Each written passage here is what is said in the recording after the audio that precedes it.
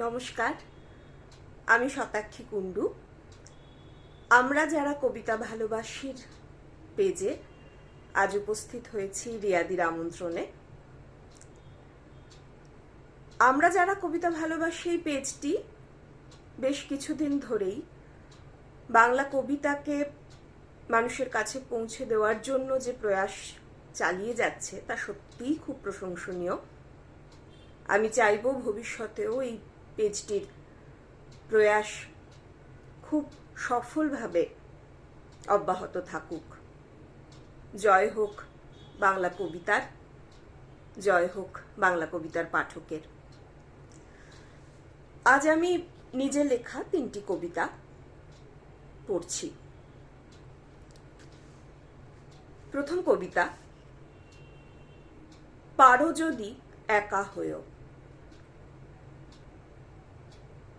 মাঝে মাঝে বড় একা লাগে, ইচ্ছে করে নিজেকে লুকিয়ে ফেলি ঝুপ করে হঠাৎ অতর্কিতে। চাদরের ভাঁজে দলা পাকিয়ে দিই শরীরের সর্বস্ব, কিংবা জলের বালতির বুক লক্ষ্য করে ভ্যানিশের রোমাঞ্চে একাকিত্ব ঘষে তুলি। ঠিক কতটা একা হলে মানুষ জীবনের কাছে হাঁটু গেড়ে বসে? মাথা ভরা শূন্যতা আর মনের স্থির হয়ে যাওয়া সঞ্চালন নিয়ে। কতটা একা হলে ভ্রুক্ষেপ জাগে না? কি ভীষণ একা হলে জ্বালা করা চোখ ভিজতে পারে না? যেদিন রোজ একা লাগবে, সূর্যোদয় থেকে সূর্যাস্ত, এমনকি সূর্য নিভে যাবার পরেও, সেদিন আমি আর আয়না দেখব না, আর আমি কাগজে আঁচড় কাটব না। একা হয়ে গেলে কোনো ওষুধ লাগে না। ইন্দ্রিয়ের সময় মাফিক জানানো বাহুল্য মনে হয়। আমি একা হতে চাই, যে একা একা থাকতে ভয় পায় না। একা হতে শিখে গেলে মানুষ জীবন্তে অমরত্ব পেয়ে যাবে।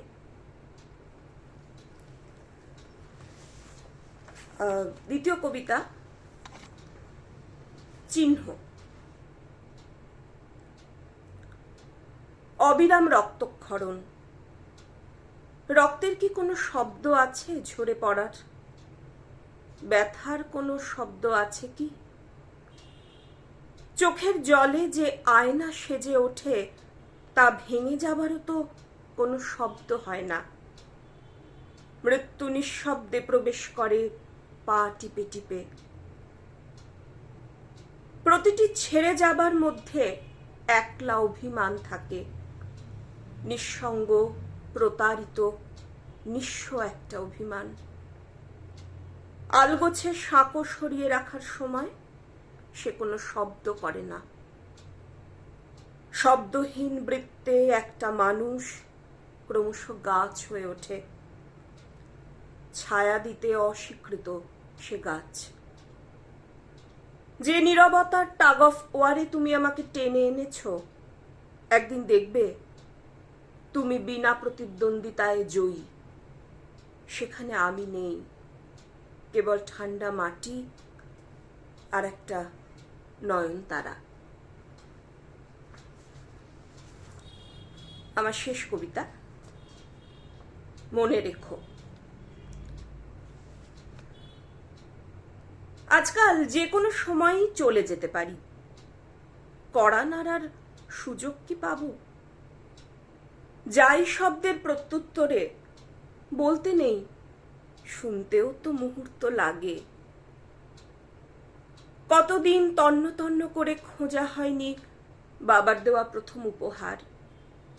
মাকে বলা হয়নি মাথার চুলে একটু বিলি কেটে দাও। কতদিন তোমার মুখ দেখিনি পলক না ফেলে। যখন যাবার কোনো তাড়া ছিল না কিংবা ভয়, কতবার চেয়েছি মুখোমুখি বসতে। বিকেল মোড়ে সন্ধে নামলে দল ছুটির ছেঁড়া বাষ্প হয়ে গেছে, তোমারও আমারও।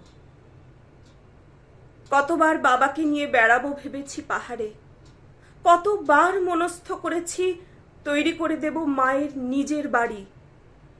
বন্ধুকে চিঠি লিখতে চেয়েছি সারবদ্ধ সত্যি অক্ষর। কতবার ভেবেছি তোমায় বলি ভালোবাসি।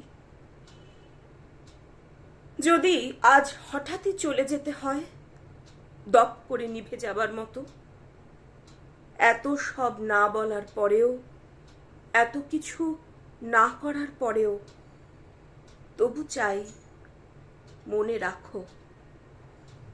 আধখানা পূর্ণচ্ছেদের অযত্নে হলেও মনে রেখো, মনে রেখো।